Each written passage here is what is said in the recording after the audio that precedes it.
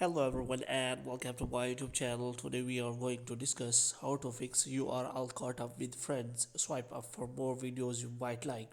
When you see this kind of error or this kind of notification in Facebook videos, so how you gonna do that? As you can see, there is no video available, but you are showing with this kind of notification.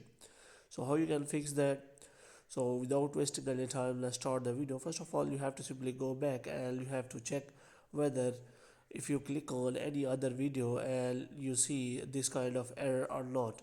So as you can see, other videos are showing normally, but if you click on this video, you are getting the notification you are all caught up with friend.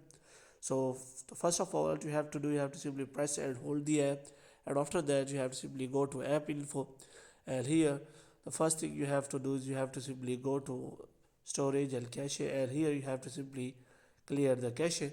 And after that, what you have to do, you have to simply go back, and after going back, what you have to do, you have to simply again open the Facebook and you have to check whether your error has been resolved or not.